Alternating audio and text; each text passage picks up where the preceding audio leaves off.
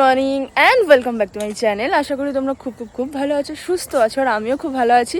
আমার নতুন একটা ব্লগে তোমাদের আবার স্বাগত। আজকে হচ্ছে শান্তিনিকেতনের ডে 2। হ্যাঁ, আজকে একটু মনটা খারাপ, কারণ আজকে অবশ্যই বাড়ি ফিরে যেতে হবে, তো তার জন্য মন খারাপ। তাই আর লেট না করে একদম সকাল সকাল কিন্তু উঠে পড়েছি আর বেরিয়ে পড়ছি ঘোরাঘুরির উদ্দেশ্যে। তো কালকে একটুখানি আমাদের সমস্যা হয়ে গেছিলো একজনের, সেই কারণের জন্য আর সাইট সিনগুলো আমরা সেরকমভাবে ঘুরে উঠতে পারিনি। তাই ভাবলাম আজকে আর সকালবেলা না ঘুমিয়ে থেকে চলো রেডি টেডি হয়ে বেরিয়ে পড়ি। হ্যাঁ, কালকের আউটফিটটাই পরেছি, কারণ বললাম তোমাদেরকে কালকের ব্লগেই যে আমি কিন্তু কালকে শ্যুটটা করে উঠতে পারিনি, একটুখানি সমস্যা হয়ে গেছিলো। সেই কারণের জন্য আজকে আবার এই আউটফিটটা পরা, কারণ সকাল সকাল বেরিয়ে পড়েছি, শ্যুট করব, সাইট সিন ঘুরবো, প্লাস ছবিও তো তুলবো। অ্যাকচুয়াল কালকে এই ড্রেসটা পরে না একটাও ছবি রিলস কিচ্ছু তোলা হয়নি, সেই কারণের জন্য। আর ওখানে ওই দেখো দেখতে পাচ্ছ ওরা সব গাড়ি ফাড়ি নিয়ে রেডি। আমরা যেহেতু বাইকে এসেছি, তো এখানকার লোকাল সাইট সিনগুলো কিন্তু বাইকেই করছি। তো চলো, আজকে সারাদিনটা দারুণ হতে চলেছে, তো আশা করি তোমাদের দেখতে খুব ভালো লাগবে। তো চলো আজকের মতো দিনটাকে স্টার্ট করি। এখন চলছে সকালের চা খাওয়া। এই যে এখানে সব এরা দাঁড়িয়েছি, এখানে একটা দোকানে দাঁড়িয়ে চা খাচ্ছি। এখন যাব কঙ্কালীতলার মন্দির। কালকেই যাওয়ার কথা ছিল, বাট কালকে একদমই হয়ে ওঠেনি, তাই জন্য আজকে সকাল সকাল কিন্তু একদম মন্দিরের উদ্দেশ্যে বেরিয়ে পড়েছি। আগে মন্দির দর্শন করব, তারপরে বাকি যা সাইট সিন আছে সেগুলো করব। এই আমরা চলে এসেছি কঙ্কালীতলার মন্দির, মানে শান্তিনিকেতনের একটা ফেমাস ঘুরতে যাওয়ার একটা জায়গা বলতে পারো, যেটা কঙ্কালীতলার মন্দির। আমি বহুবার এসেছি শান্তিনিকেতনে, বাট এই মন্দিরটাতে আমার কোনো সময় আসা হয়নি, এই ফার্স্ট টাইম। বহু পুরনো মন্দির, আশপাশটা দেখলে যে কি শান্তি লাগছে। শান্তিনিকেতন মানে আশপাশ দেখলে আরো যেন মনে হচ্ছে মন শান্তি হয়ে যাচ্ছে। এখানে দেখেছো তো মায়ের পুজো হচ্ছে। আমাদের যেহেতু খাওয়া জামা প্যান্ট ছিল, সেই জন্য আমরা ঢুকবো না, ভাবছি বাইরে থেকেই দর্শন করব। আর একদম সামনে থেকে মাকে দেখাতে পারলাম না, আর সেখানে প্রচুর ভিড়ও রয়েছে, কারণ সবাই পুজো দিচ্ছে। মন্দিরের পাশে এই জায়গাটা অপরূপ সুন্দর একটা জায়গা, মন্দিরের ঠিক পাশেই রয়েছে। এই জায়গাটা এত আমার দারুণ সুন্দর একটা জায়গা, মানে আসলে পুরো মন ভরে যাবে জায়গাটা। একদম সুন্দর একটা জায়গা, খুব সুন্দর জায়গা, খুব সুন্দর করে এখানটা মন্দিরের চারিপাশটা গুছিয়ে রয়েছে জায়গাটা, পুরো চারিপাশে গাছ, মানে গরমকালে পুরো নিজের হাতে তৈরি করা। গরমকালে এখানে এসে মনেই হবে না গরম, এত গাছের তলায় এত ঠান্ডা লাগছে, ভালো লাগছে জায়গাটা। এখানে এরা পলাশ ফুল বিক্রি করছে, কি সুন্দর দেখো, কি ভাল লাগছে দেখতে। হ্যাঁ, ছোট্ট ছোট্ট বাচ্চারা, তো আমি দেখে একটা নিচ্ছি। ওই যে ও বানাচ্ছে,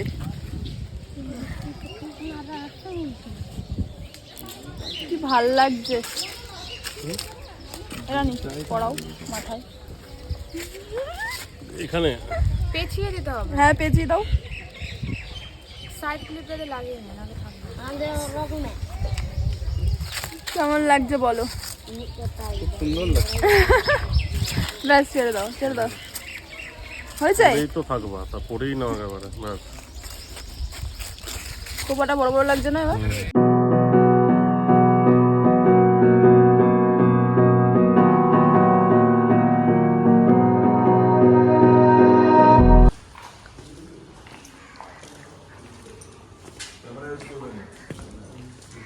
এখন আমরা রয়েছি সুরুৎ রাজবাড়িতে। এই সুরুৎ রাজবাড়ি, আমি নামটা জাস্ট ভুলে যাই, জানো তো। সুরুল রাজবাড়ি।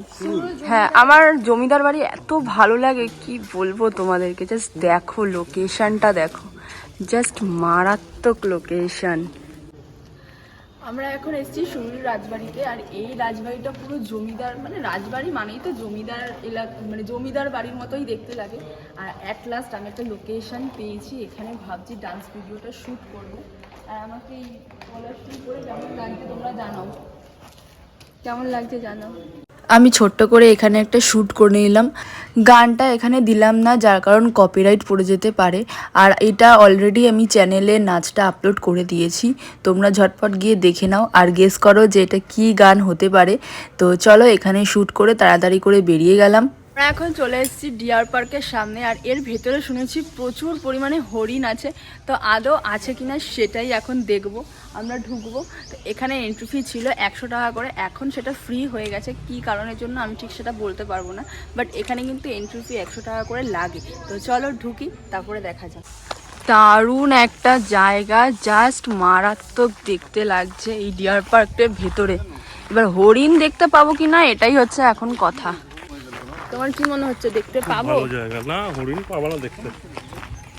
ভেতর হরিণ মতন হরিণের জায়গায় ছাগল করে ফেলা, সেটাই কি ভেতরের লোকেরা হরিণ বলে চালায়, কিন্তু এখানেও কি তাই সেটা দেখার জন্য আমি যখন সুন্দরবন গেছিলাম সেখানেও তোমাদের হয়তো মনে আছে, আমি ওখানে গিয়ে বাঘের বদলে হরিণ দেখে এসেছিলাম। মানে সুন্দরবনে সবাই যায় বাঘ দেখতে, সেখানে আমি হরিণ দেখে এসেছিলাম।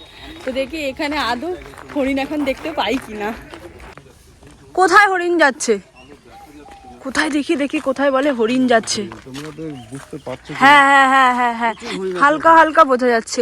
তো ক্যামেরায় আসবে কিনা সেটা আমি এখন বুঝতে পারছি না।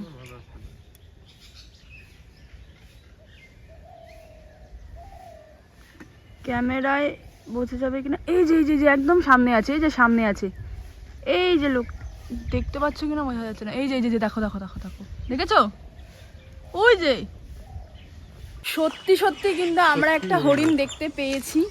না একটা না, অনেকগুলো, প্রায় শিংওয়ালা হরিণও আমরা দেখতে পেয়েছি, তাই তো রানী? যেগুলো অ্যানিমাল প্ল্যানেটে ছোটবেলায় দেখতাম সেই ধরনের হরিণ এখানেও রয়েছে। হ্যাঁ, আমরা আশা করিনি যে আমরা এটা দেখতে পাবো বলে, কিন্তু যাই হোক দেখতে পেয়েছি।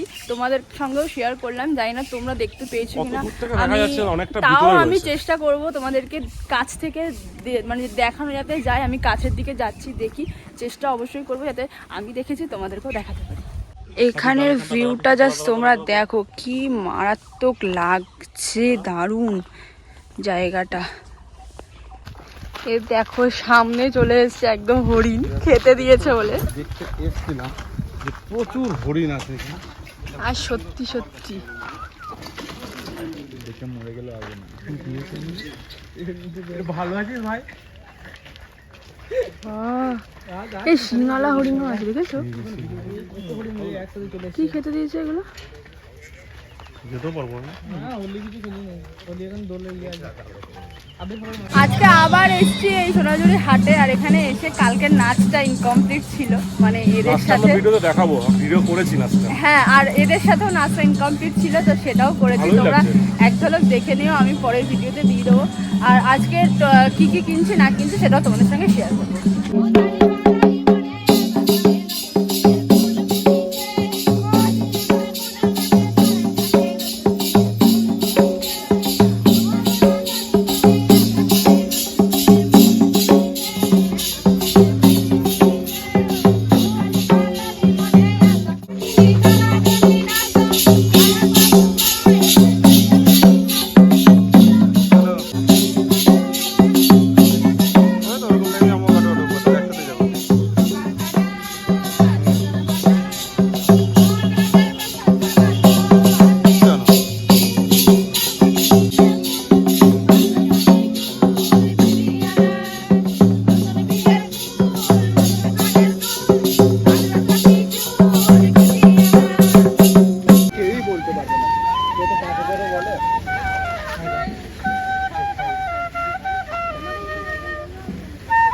সামনে দিয়ে করো, সামনে দিয়ে চলে যাবে একদম পুরো।